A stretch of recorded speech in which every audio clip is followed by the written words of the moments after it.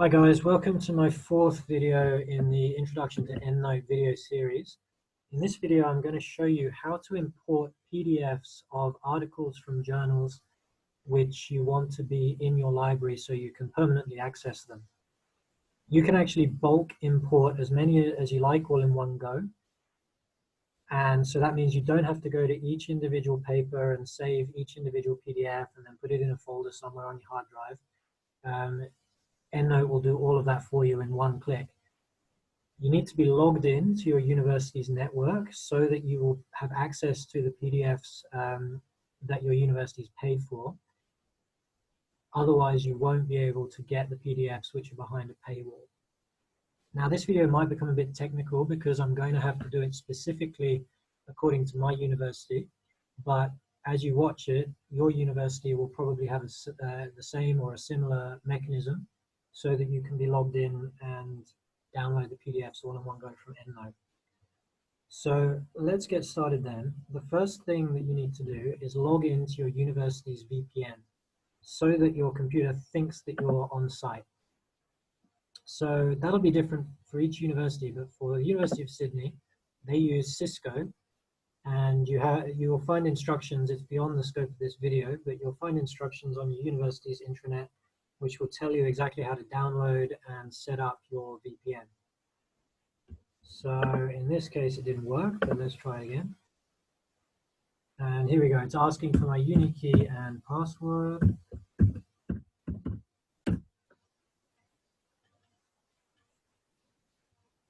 And so that's the first step. So I'm now on the University of Sydney's VPN, and what I do now in Endnote, my computer will think that I'm on site. So this is my Endnote library, and I've gone back to assignment 1, which we created for our previous videos. And these are the 2 papers that I brought in, but it could be more papers than this.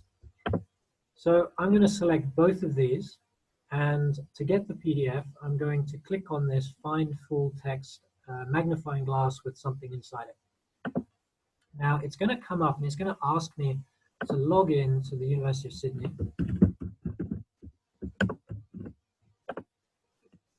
And when I do that, it's going to tell me this is what the University of Sydney has access to. And I click continue, and I'm now searching in the background. Endnote is searching to try and find whether it has access to these PDFs. Now, it may not have access because the University of Sydney might not have access to these journals.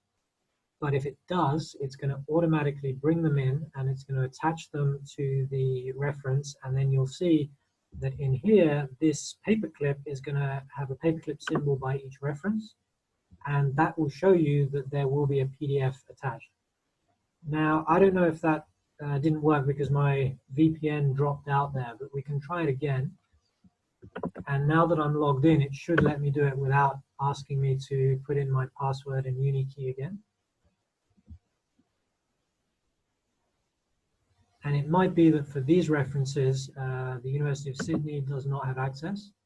But yeah, so it actually had access to this one, the Mayulari, but it did not, University of Sydney does not have a subscription allowing you to get access of this one.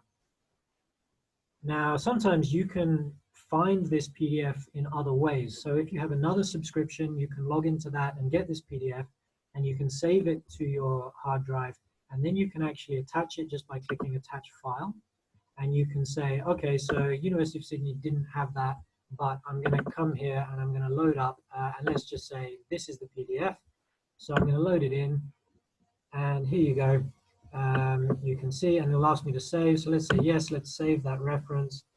And now this reference, the Alonso, will have the file that I uploaded, which just happens to be the University of, the St. Andrews College tutorial timetable, and you see that it's in here, and you can actually upload more if you want. You can do all the usual functions that you would think that you could do on that PDF file.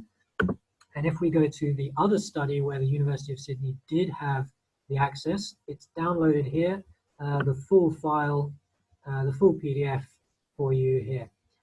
And so you can do that for as many studies you want, and in one fell swoop, it will load up every single PDF that the university has access to. So that's the end of this video. That's one of the best functions, in my opinion, that Endnote allows you to do. It'll save you a lot of time, and it'll mean that going forward, you'll always have the hard copy of that PDF there. If you want to export the PDF to email it to somebody, you can do that as well. I usually would just click print, and then my computer has a print to PDF function. Thanks very much for listening, and in the next video I'll show you more very exciting ways that Endnote can revolutionize your life.